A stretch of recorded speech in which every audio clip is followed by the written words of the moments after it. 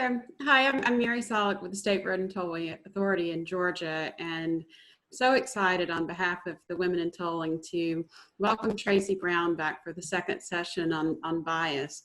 One of Tracy's many talents is transforming conversations about diversity from a debate about politics and personality into dialogue about relationships and results. And I've personally looked at some of her TED Talks and her book and the information on Facebook. So I'd encourage you to follow her and to follow everything that she has been posting. She's also president of Intentional Inclusion, and her message that diversity and inclusion can be a strategic advantage has been featured in many places: Fox Radio Network, Texas Monthly, HR Magazine, etc. So without any further ado, we're extremely excited. Tracy, it meant so much to me that the session that you held in June. Been looking forward to today for a long time. So with that, I turn it over to you and welcome. Thanks, Mary. It is fabulous to hang out with you all again so quickly. Like, where did the time go? It went so fast. And so today we're going to build on the the graphic, the image, the model of when you are thinking and talking about bias, see it, be able to recognize it, say it, like interrupt it, call it what it is, and then stop it. And hopefully that we'll be talking about ways you can stop it without there being, World War III, right? How do you do that in a professional environment, in a professional way? You heard a little bit about me. My primary business is Intentional Inclusion Incorporated, and I do work with organizations all over the place, even though I am based in Dallas, and work on the strategy as well as the skill building. And because of this conversation, I also mentioned what is mine to do, because especially in the last 6 to 8 weeks, there's been such a focus on the impact of race and racism on how we are in our workplaces, in our communities, and in the world, that it would not be good for me to forget to mention that I'm the moderator of a Facebook group, a public Facebook group that asks the question every day: what is mine to do to interrupt or end race-based hatred and violence?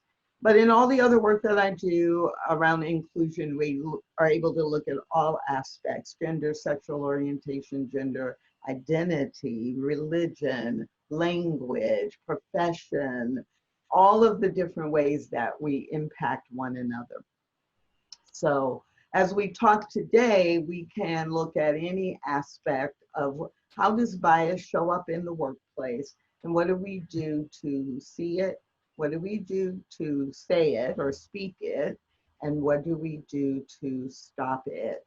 So when we met before, wow, time has gone so fast. It's hard to remember that it was, just a few weeks. There were some things that we covered, and if you weren't in that session, then I know the slides were provided, and that's the place where we actually defined terms so that we would all be on the same page, right? So we talked about bias being simply a prejudgment or a prejudice for or against. We talked about unconscious bias being having our biases really show up in our behavior, but we didn't intentionally mean to offend someone, and we didn't intentionally realize often that we were constantly selecting the same person or the same type of person. So it wasn't, unconscious bias reflects that bias that we have that often we didn't consciously choose, but we've just picked up on it over time.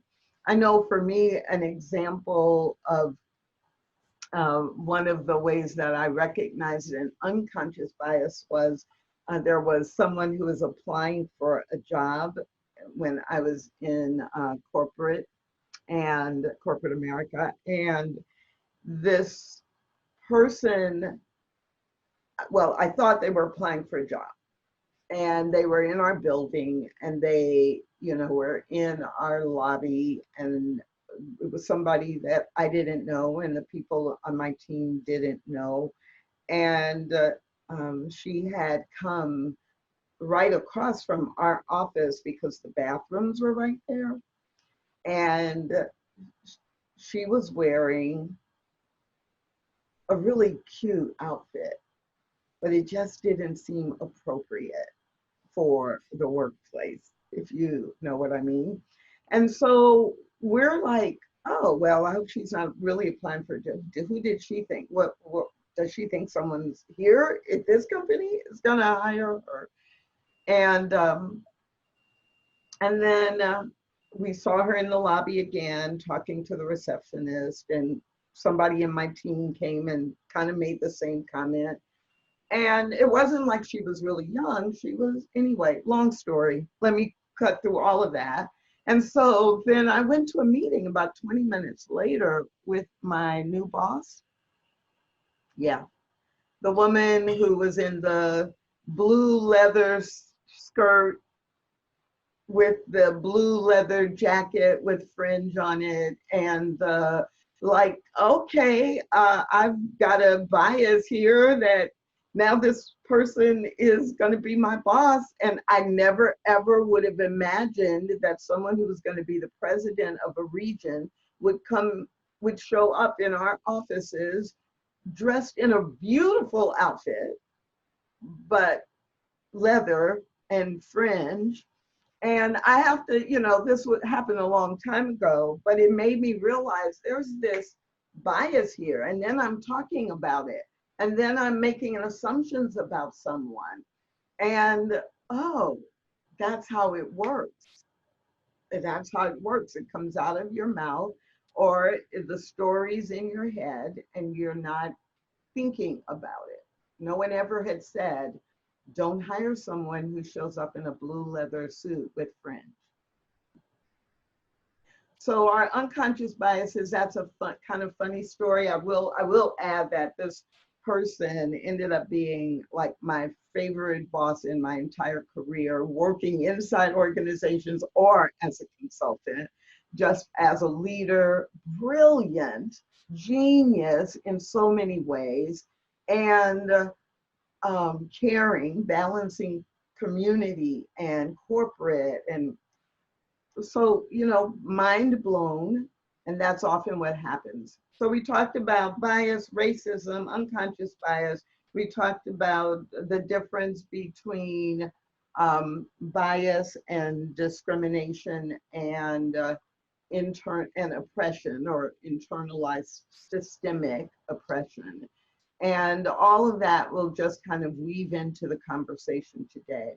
If you want more detail about any of those, then absolutely, I invite you to go look through the slides again. And what happened in our time before was really fascinating to me, because there were some specific issues and challenges that some of you wanted to dig into a little bit. And so that's what we'll do today.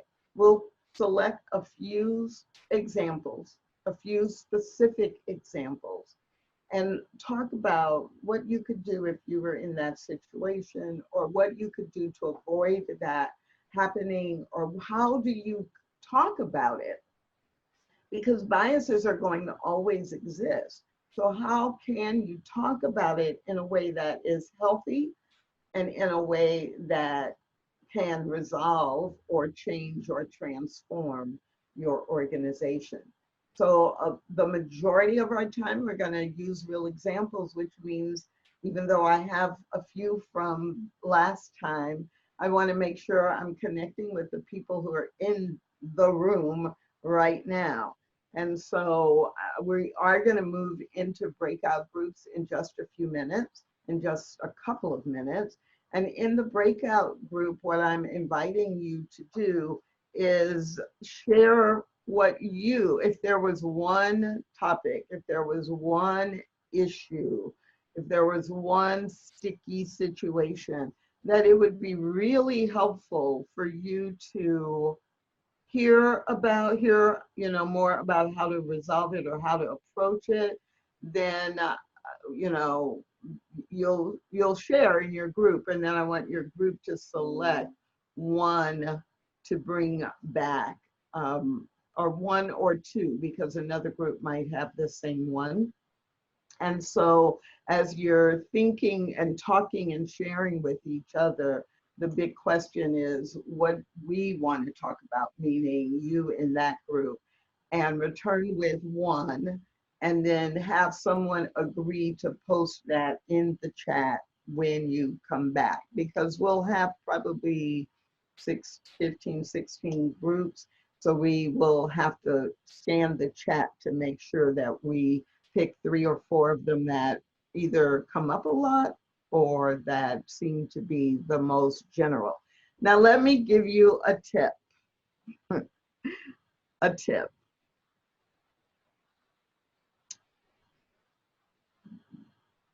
As you are having this conversation in your breakout group, please respect the confidentiality of people you know.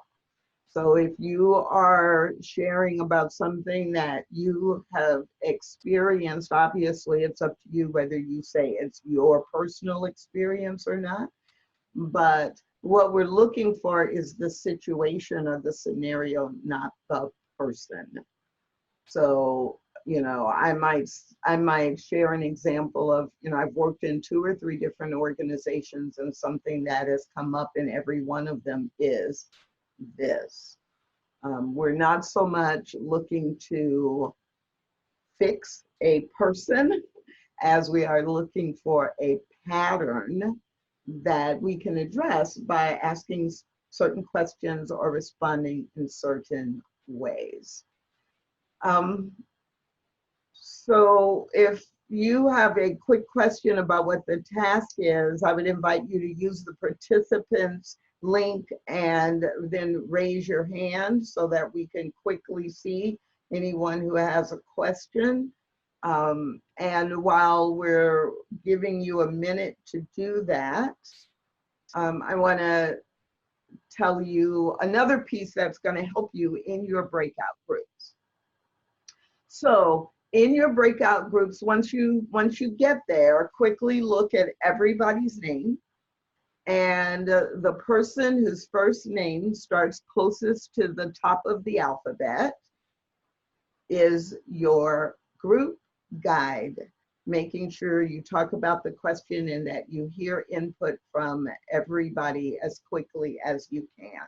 So if your name is Anne, Anna, if your name is Barbara, if your name is Amina, hi Amina, then Allison, but in your group, the person whose first name starts closest to A in the alphabet, you will be your group leader. And then you all will select, or please someone in your group volunteer to bring back your top 1 or 2 and put it in the chat. I'm not seeing any raised hands. Cheryl, are you seeing any raised hands? I'm not seeing any raised hands over in the participant list. So I think we can go to groups. You'll have 10 minutes in your group. Please come back with what's the most important thing for us to talk about today. Okay, I'm going to send everybody to breakout. It's going to take just a minute. You'll see something pop up on your screen and you can head in. Welcome back, everybody. We're still collecting you from your rooms. It's a lot of rooms to close.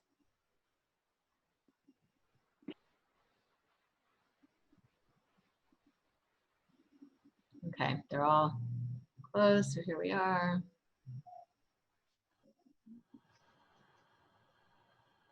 It's your fast 10 minutes. Man. Where'd you go, Wanda? I'm here. I don't see it. You're like right here. I'm like, right next to you. Where?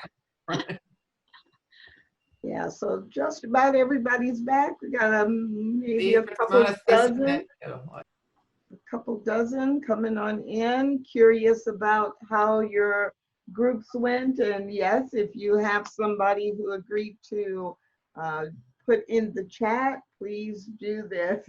You needed about 5 more minutes, such a good discussion. Well, you'll get a chance to pick that back up, except you might not be with the same people. So discuss the importance of being able to stop an issue before it escalates further. Yeah, that really is that being able to be proactive, because you can't always prevent something, but being able to be proactive before it gets to be a big issue is really, really, really important. So how to address bias without being accusing. So I'm going to ask maybe 5 people to verbally share what was your top issue or concern or request for us to talk about.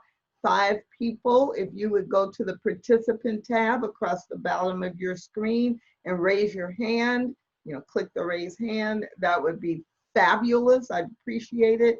That way we can find you really, really, really quickly. 5 volunteers going once. Let's see, do we have our 5 who will speak for their groups? We've got 3, we can have 2 more. We've got 3, we can have 2 more, but I'm gonna start with Brian. Brian, so tell me, what came up to the top in your group? Good morning, everyone, first of all. So we didn't have time to exactly get down to one, but I'll try and summarize this up in a single statement with multiple ideas behind it. How about that? So what we discussed is, one, just first of all, recognizing, understanding, being mindful of biases in itself. Like, how do you do that? How do you do that as an individual? How do you see that?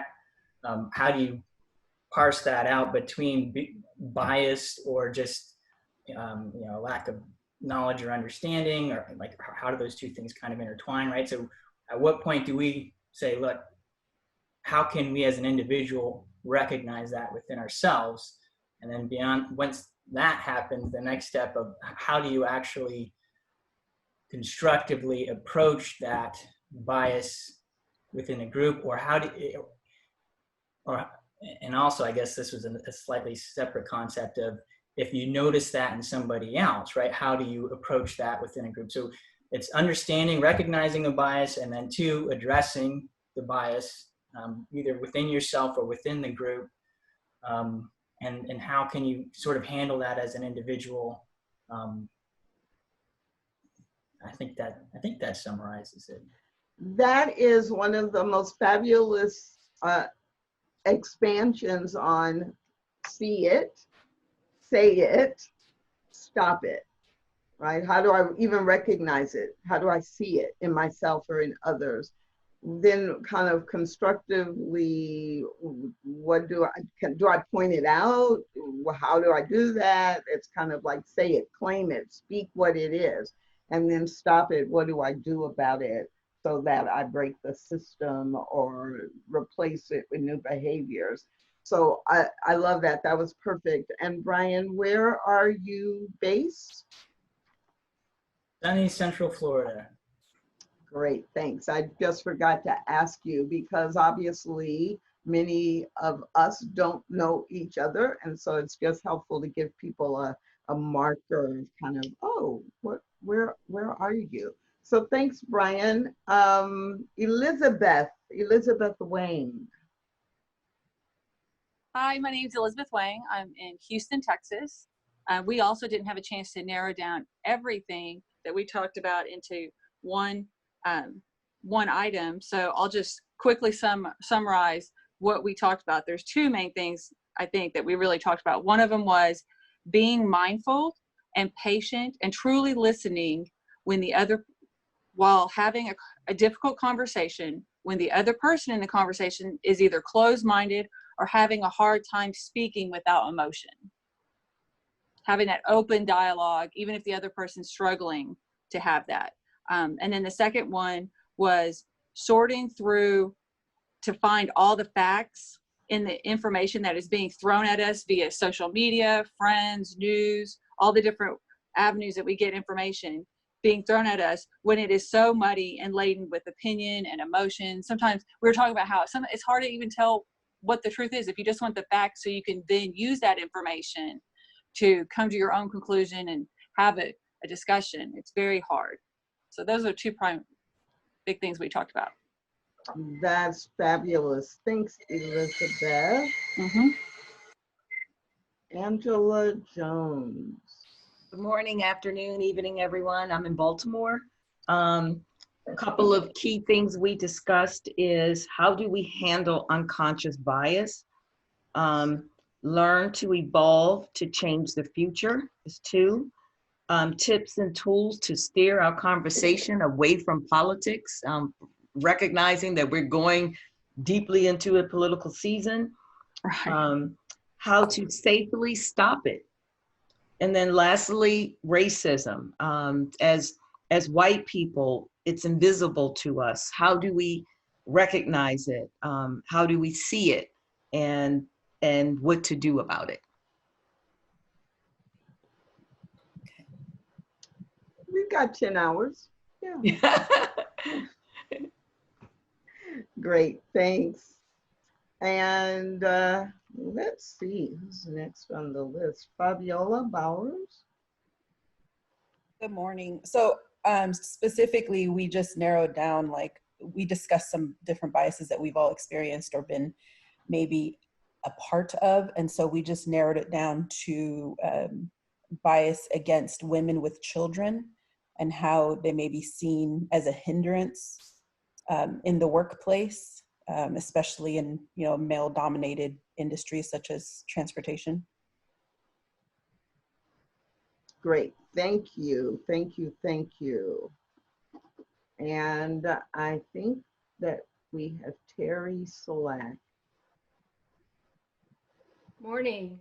So we had several topics and I kind of boiled down really into one. So it's, what's the best practices for hiring for a diverse workplace? Because we have experienced where we're not diverse, but when we try to build teams, we want diversity. So one person, you may have one person who's diverse and that person can feel token as that representation.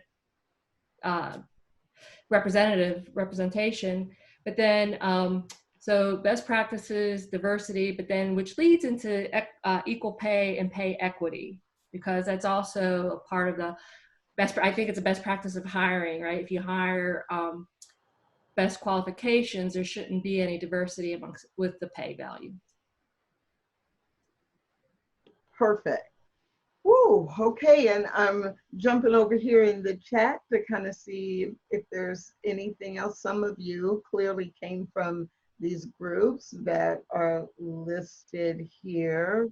And please, please, if your group is not represented over here in the chat,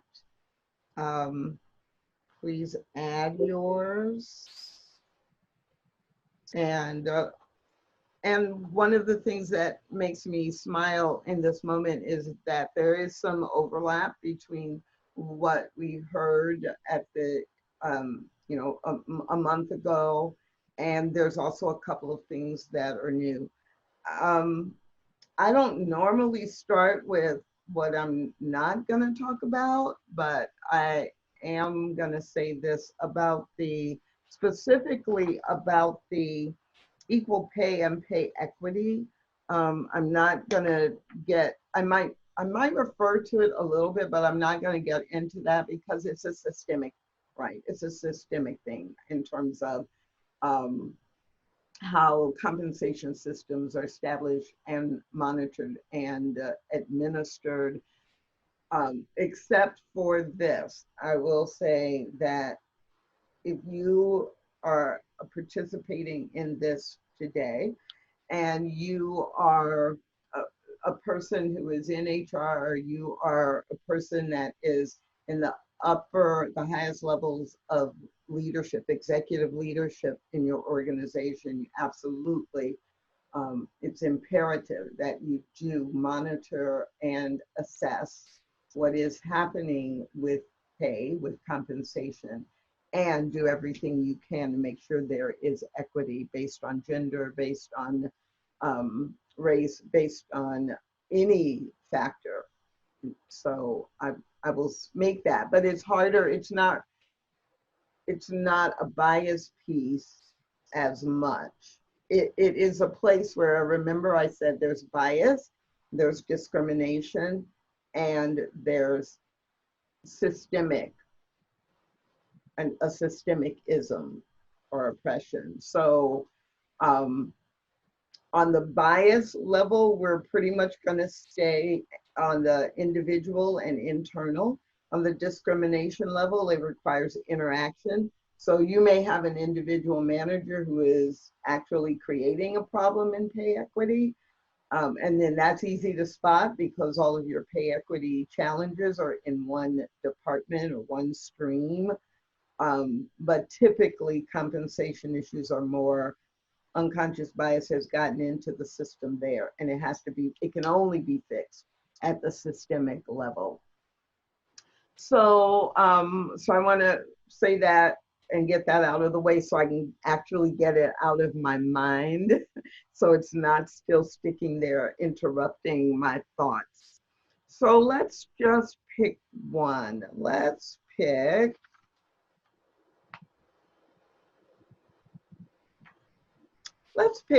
how to steer conversations away from politics. So one of the most important things is to remember that where you are and who you're having a conversation with and why you're having the conversation. So I agree, especially in the US with this being an election, a major election year, that it's natural for people to talk about who they're going to vote for, who they're not going to vote for, who they think you should vote for, just in the course of conversation. And as much as we say, keep that out of, your thinking, don't talk about politics, religion, etc. It happens because there's really less separation between our work life and our personal life than ever before worldwide. And so I was having a conversation with a good friend who lives in the UK Friday, just a few days ago. And we were talking about, how things in the US are and how things in the UK are, and how the challenge is. And of course, in the UK, we were talking about the Brexit, not Brexit conversation and how people take positions and it gets really strained. So what I remember is when I'm talking to someone I work with, I'm interested in what they think. I'm willing to share what I think, but I'm listening and speaking without a need for agreement. I'm thinking and speaking without need for agreement. So there has to be a certain amount of curiosity and courtesy, which is different than control. So if I can be curious about what you think and why, even though I don't agree with you, that's great. And it actually helps me expand my thought. It may help me be more clear about what I think and what I believe. But if I'm having a conversation with someone I work with, I'm typically not about getting agreement. I'm not about being right and making them wrong. I can only have that conversation from a place of curiosity. And I must have that conversation in the context of courtesy. So that's not always easy to do, but when you're very clear, about your why and why you're having the conversation in the first place, then it becomes less volatile. Now, I'm starting with this one because I can use it as an example, and then I'm going to go back into some basics that will apply to several different things. Why do these conversations get so heated? And then why do we think we know so much about someone because of something they say? or they say who they're going to vote for, or they take a side on an issue. We do that because our brain is looking for us to have a binary view. Yes or no, up or down, right or wrong. And in all aspects of recognizing our own biases and being effective in an environment where there are lots of different people with lots of different views, one of the first things that we have to do, and it's a skill that you have to develop, one of the first things we need to be able to do is to entertain everything along the continuum between the two extremes. There's a continuum. And so if the purpose is just to get someone to agree with you, then you probably don't want to have a conversation. If the purpose is just to prove that you're right, then you don't want to have a conversation. And when you notice that you now are creating or dropping someone into a stereotype versus actually listening to them as an individual, then that is see your bias right up front. See that you have a bias there, and you can choose to keep it or not, but that's one of the easiest ways. These conversations about things that are labeled political are one of the easiest ways for you to see and recognize your own biases. What's the story you've made up about someone who believes that, or someone who votes for that person, or someone who labels themselves with a specific party or issue, in favor of or not in favor of an issue? So use these conversations as a way to notice your own biases and to practice being curious about what's on the continuum between the two extremes, because nothing, very little is binary. Very few things, very few situations, and very few people are all one thing and nothing, all this end or that end. It's not a binary world that we live in. So,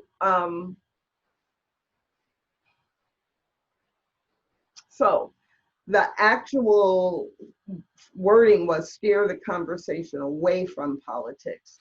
So you're in the conversation, or the conversation is happening. And I just told you how you can make that valuable.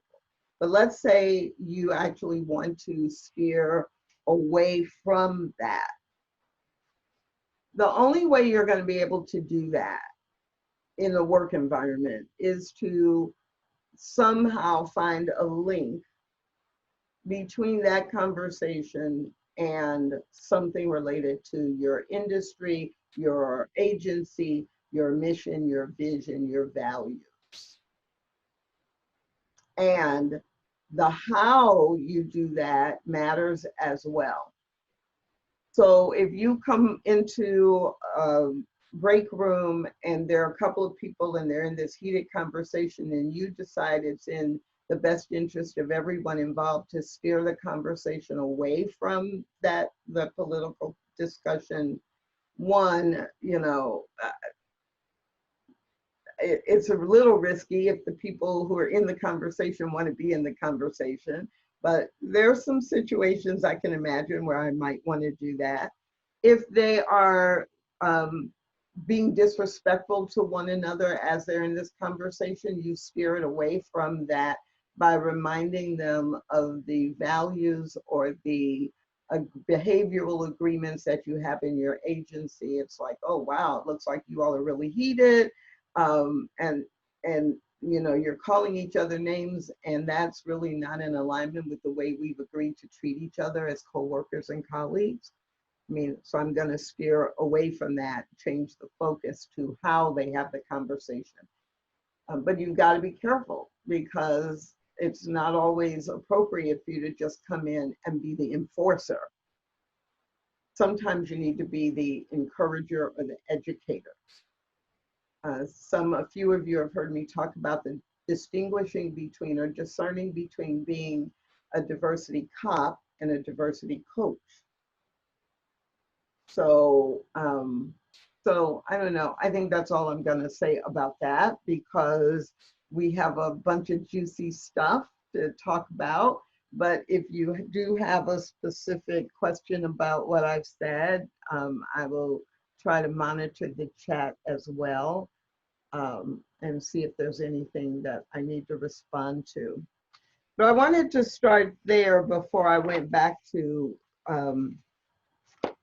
actually what was the first verbal, and it came up a month ago as well.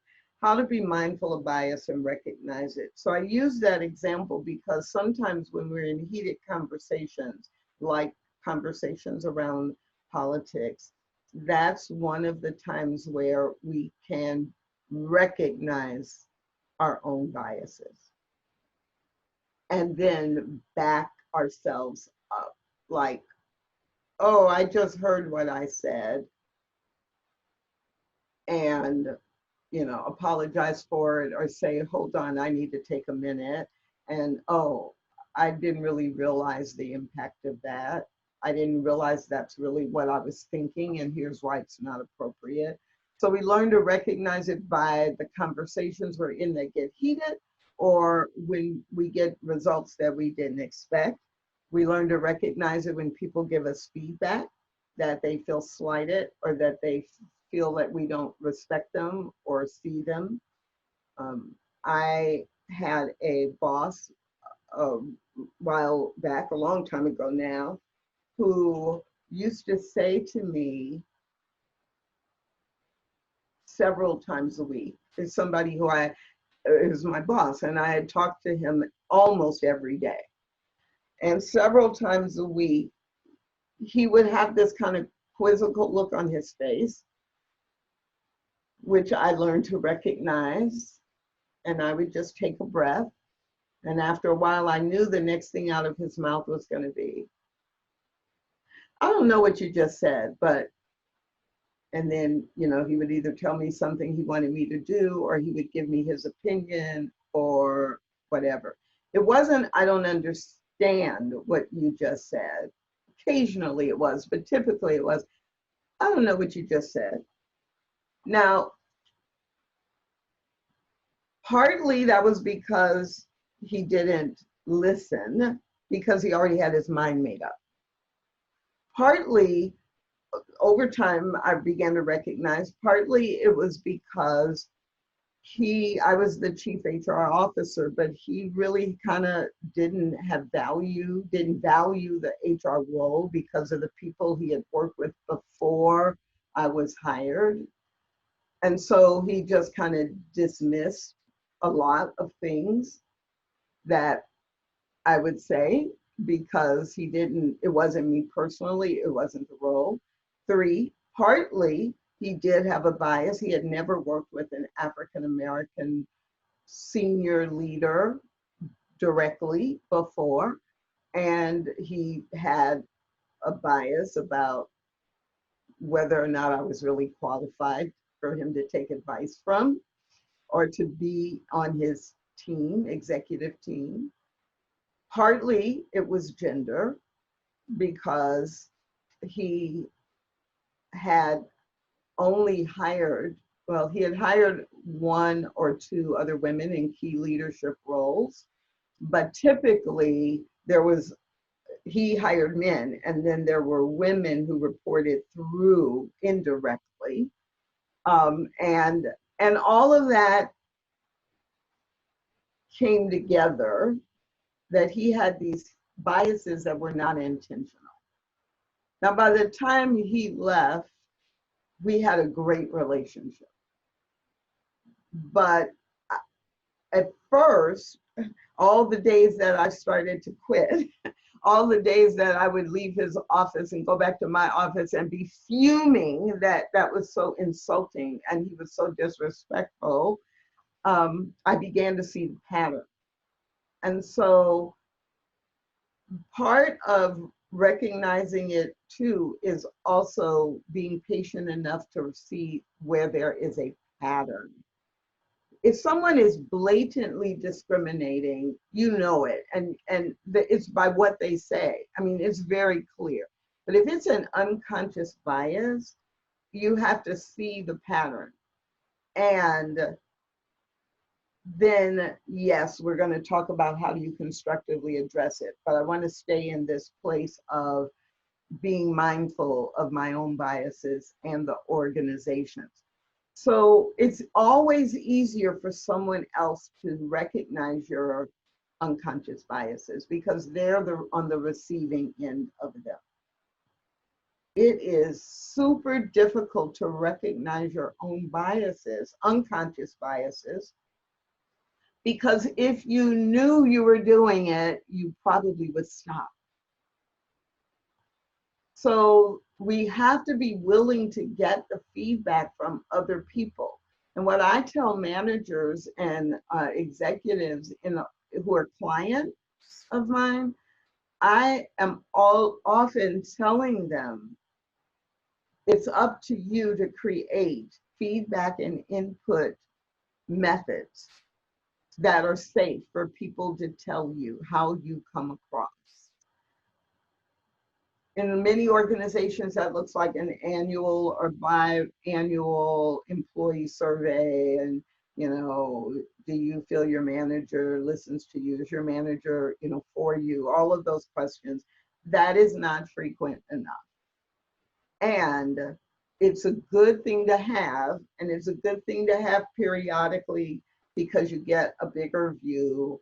But if you are a leader, if you are a leader who supervises others, there has to be a way for you to solicit input and feedback at least every 6 months. And that may be in a face-to-face meeting, but often it's not. Often it is, there are things that you can do and vary over the course of a year or two. So some of the things that come to mind that give you the information you need is you can, if you have a team of people that you regularly work with, you can ask them, you can ask one of them to be in charge of collecting like a 2-question survey that you give to everyone, but one person on the team gets the results before you see them and accumulates them.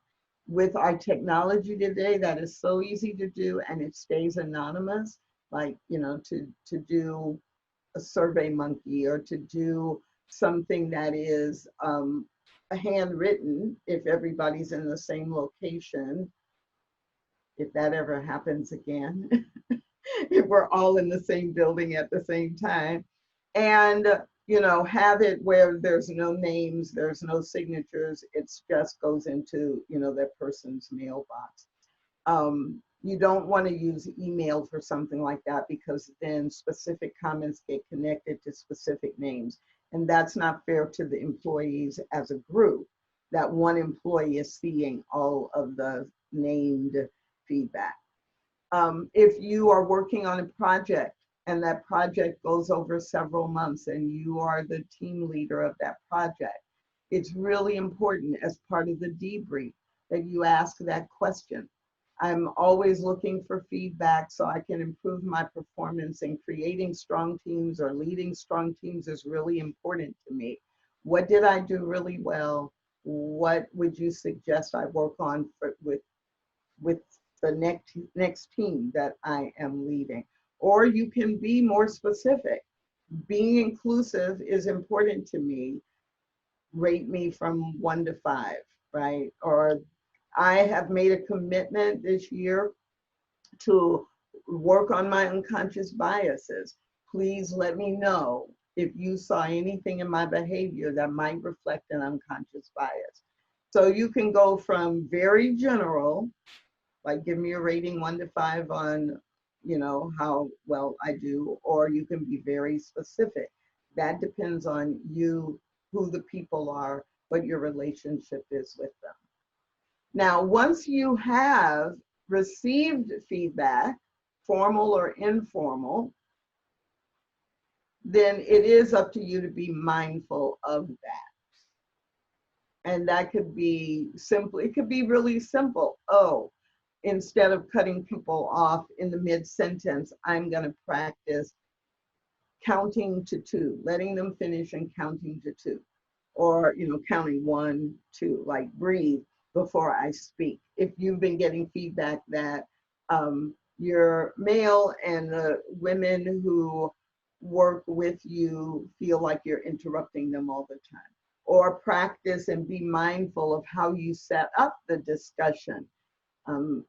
So if you're facilitating a group conversation and you've been getting feedback that you tend to jump in and interrupt, and it feels disrespectful and it feels rude and it feels like you have a bias that, this group of people don't have anything to add, then you can say at the beginning, I want to hear, you heard me use that, I want to hear from 5 people, or I want to hear from as many people as we can, so please summarize your comment in 2 minutes or less. And then at 2 minutes, you can interrupt because you've set the guideline in advance.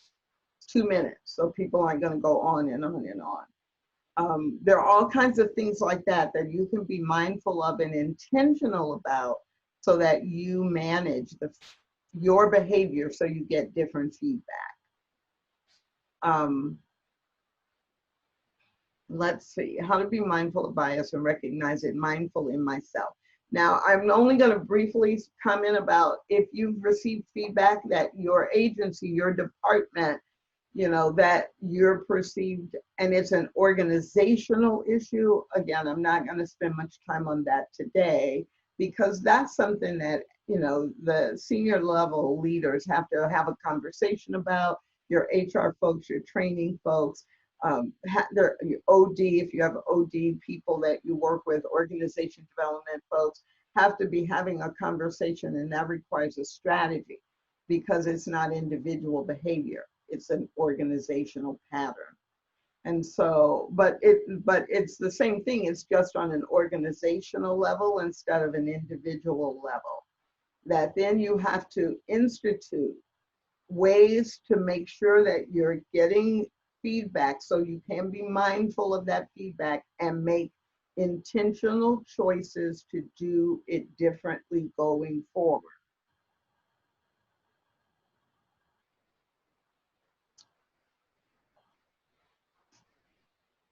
Constructively addressing the feedback. So let's say someone gives you feedback one-on-one and they just blasted you.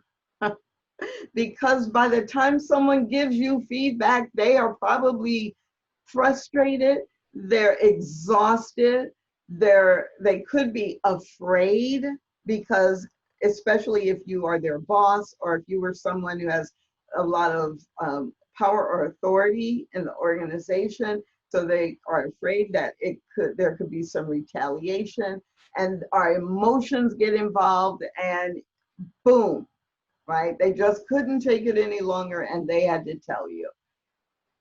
Do not respond in kind. Do not respond from that emotional place. This is a place where when someone gives you this kind of feedback that is culture related, that is bias related, then you have to do your best to respond non-defensively. How do you do that? It's a good idea. It's a good concept until you're the one in the situation and you're like, but I didn't mean to. Well, that wasn't my intention. This is what I was thinking. And we get defensive and we think we have to defend ourselves. That is the biggest mistake you can make. Biggest mistake. Biggest mistake. So what do you do instead? Have a process, but rather than the process, let me just boil it down to 3 things to keep in mind. The very first thing you want to do is you want to clarify exactly what is being identified as representing a bias.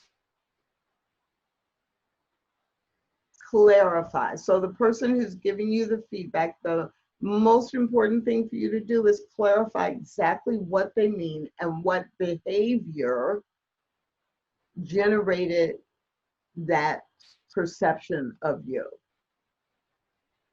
Now, what that does is it actually validates that person, that from their perception, that is what's happening, because it is from their perception what is happening.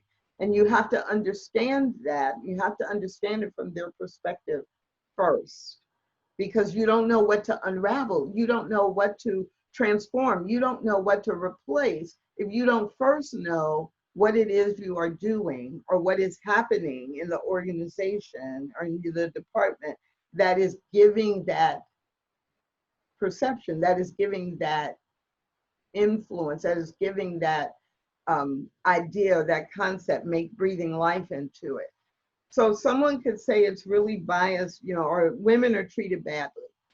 Women are treated badly in this department. You know, all the women know that. You know, no one wants to transfer over to this department because women are treated badly in that department or in this department.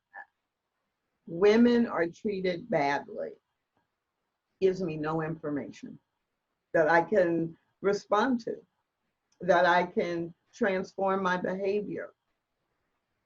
It's such a broad generalization and it's a judgment, but I don't know what the judgment is based on. So the most important thing for me to do is to be willing to have the conversation and say, okay, I hear you saying women are treated badly, or at least, you know, I hear you saying that it's common thinking or belief that women are treated badly in this department. Give me 3 specific examples of what things have contributed to that belief.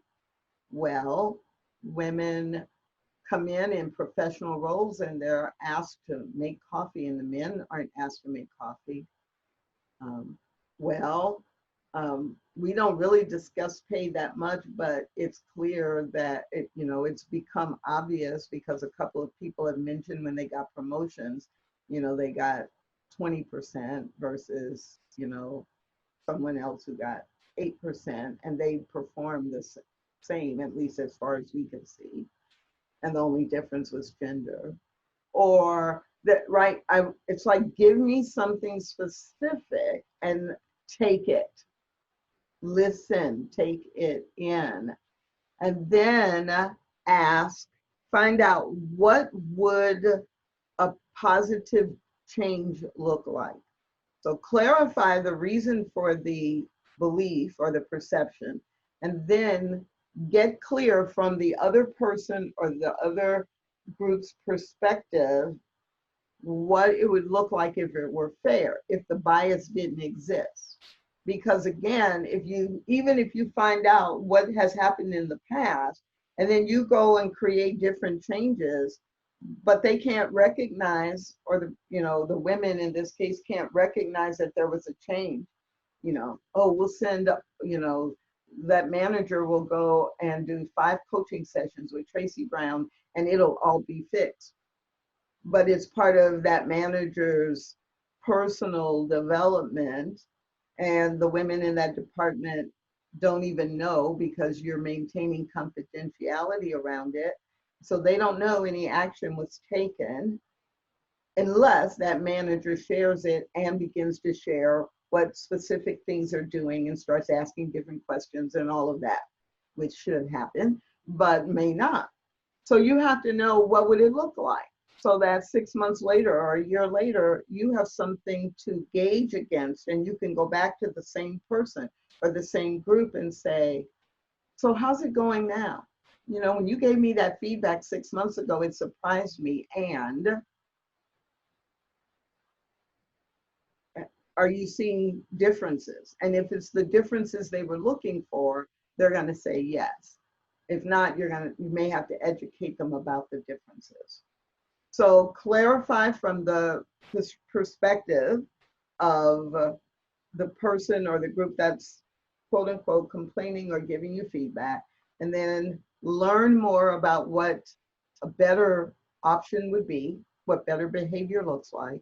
And then third, of course, take action and follow up on that action. that is how you constructively address it. If it's an organizational thing, that's how you constructively address it. If it's one-on-one, really, it's just on a bigger scale if it's the department or a team. But one-on-one, the same thing. If someone comes to me and they give me feedback, the first thing I'm going to do is clarify, what was it about what I said or did? It can't be about beliefs. It can't be about what I think. It has to be about what someone did or said, something that was observable. Because you don't know if someone changes their beliefs, but you do know if they change how they talk to people, or what they say, or what decisions they make, or who they promote, or how they show up in meetings. It has to be behavioral. So I'm going to stop here, and I'm not seeing any activity in the chat, and so I'm going to invite you. Actually, I guess I could scroll down. But I want to invite you, if there's anything that I've said that so far that makes sense to you, or that resonates with you, or that's been helpful, if you would just like put a comment in the chat, yes or no, or need more about, and that would be really helpful, because I am paying attention to our time, and I do want to give you about 5 or 6 minutes in a breakout group. So I am thinking over the next 6 minutes, whatever I share, want to make sure that it is connecting with you. And so the last thing that I'm going to focus on before I send you back to breakout groups for 5 minutes is the big question about race and racism and race relations. Because if we have not been talking about it before, since the month of May, with an entire series of highly publicized events very close together, followed up with a couple more in June, we are all talking about race and racism and race relations now. I think it's a really good thing. I think it is a really good thing for a lot of different reasons. And I think it is something, if you haven't been talking about it in your work groups or in your department, I think now is the time. And I don't think this just because of the US, right? You're part of a global organization, an international organization. It is not lost on me or many other people that after George Floyd was killed, that there have been protests and demonstrations and articles written all over the world about expressing concern about the human rights issue of racism in the United States. And there have been a number of articles that I've read that were from other countries other than the United States, where in that country, they too are saying, we have to address racism here because we don't want it to escalate any further than it already has and become a bigger issue. Now is the time for that to stop. So how do you have a healthy conversation about that in your workplace? There are 3 things to keep in mind. Number 1, you want to have that conversation on a personal, individual, employee level, because there are people who are hurting. There are people who are exhausted. There are people who, with all of the race-based disparities that have shown up during the pandemic, from disparities in the outcomes of care, the disparities by race based on the percentage of people diagnosed, the percentage of people based on race who have died, the percentage of people of Asian descent in all countries who've been targeted for racial slurs and have been in physical danger because of people looking at them and by their appearance deciding that they must be from China, and the COVID-19 must be their fault and they should be punished for it. there have been so many racial implications from the pandemic, and then deaths and police brutality on top of that. So there are many people in your workplace who are wrong. And so you want to, if you really want to support employees and have them be able to continue to be productive, then you want to welcome a conversation just about where people are. And let me be clear, I'm not just talking about your Black employees. I am also talking about, in the What Is Mine to Do group, we probably had 2,000 people who are white jump in and join the group because they were so distraught about everything that was going on, and they wanted to know, what can I do? What is something I can do to stop this pattern? So don't make the mistake of thinking, oh, we need, you know, our Black people, our Black employees are really upset now, and we need to like have a conversation and make them feel better. That would not be the healthy conversation. The healthy conversation is all of this that's going on, how is it affecting you? And you will get a range of responses. If you have support available to any and all employees who need it through an employee assistance program, through other resources, make sure all employees are aware of it. If you have any resources that are available for family support, make sure they have access to it and know. So that's on the individual employee level. On the leadership level, you should be making a connection between the communities that you serve. If you have customer-facing, citizen-facing, community-facing employees and groups, they should be making the connection that the people you serve are being impacted by race and racism. And how does that affect the service you provide and how you provide it? Whether it's someone who's out in a truck on the road providing emergency assistance, or monitoring the traffic flow or anything, and something happens and they have to interact with a citizen or community member directly, they should be alerted and prepared that, you know, our whole community is reeling from this, and just be aware of it. If you have employees who might consider themselves in danger, or that they might feel threatened because of their race or ethnicity, then you need to be having that conversation and preparing them in advance. Then at the highest level of your organization, and in my opinion, throughout the entire organization, you should be having a conversation about how all of this that's going on and reflecting the values, how does that line up with the values of our agency or organization?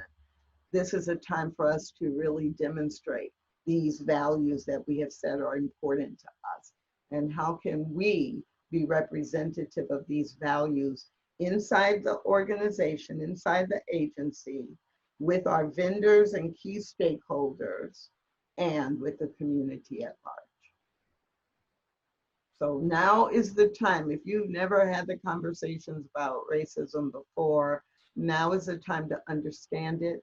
Now is the time to ask for input about patterns that need to be broken. And now is the time to really connect with the community you serve and all your key external stakeholders to be a part of the solution, not just hiding from or ignoring the problem. So we are going to send you back into breakouts just for 5 minutes. And if there's, you know, one highlight or one thing that's really important to you, please share it within your group. And this time, the person who will be the leader in the group is the person whose first name starts closest to the letter T, like Tracy. So whoever's first name starts with T or the letter closest to T in either direction, that is your group leader for 5 minutes. Cheryl, can we send them to groups now? Yep, here we go. Just take a second.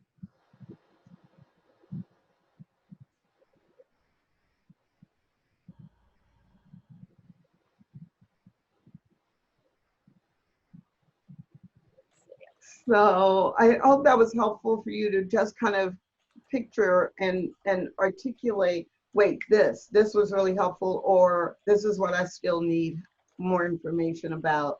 So if you want to put in the chat a comment about what came up in your group, whether it was something that was a real good example or something that you really still want to go deeper in, that's great, because there are 3 promises that I'm making to you right now. Promise number 1 is that I'm going to review the chat from the previous session, and we're going to create a resource page for you that is just for you based on the comments you've put in and the questions. That will have some articles you can read. It will have a couple of models that you can refer to. It will have some of the resources that I share with clients, and you can expect before the end of the week that you'll get that because you were registered for today's session, number 1. Number 2, somebody in the chat asked for the link to the What Is Mine to Do group. It's a public group on Facebook, and that's the name of the group, What Is Mine to Do. Or you can go to the website, whatisminetodo.com, and there's a link to the Facebook page there, a link to the TED Talk about what is mine to do. And then number 3, just if you really are just starting to have the conversation on an individual basis with family and friends and coworkers about racism, and you want to get better at that, beginning July 15th, I'm doing a 5-day challenge online that will help you. Every day there's a live video, every day there's an assignment for you to do that will help you practice, and then we celebrate each other. I did this challenge in June, and we had a couple hundred people, and I expect that we'll have 200 or 300 people going through the challenge together, learning together, practicing together in just a little over a week. So you're welcome to join, and there is more information about that, and I'll include it in the resource page that we're developing for you. There's only so much that can be done in an hour or in 90 minutes. And my goal today was really to get you thinking about how do you recognize bias? How do you speak about bias or call it out for what it is in a healthy way? And then how can you begin to think about transforming it? See it, speak it, see it, say it, stop it. And I hope that this has been helpful for you. I want to just encourage you to keep moving forward, and I want to turn this over now to your esteemed and illustrious president of your association, Mr. Johnson. Where are you? Can you speak so we can find you? Tracy, Samuel Johnson, there you are. All right. Well, thank you, Tracy. Special thanks to you and the Women in Tolling for helping our association continue this very crucial conversation. This is very important.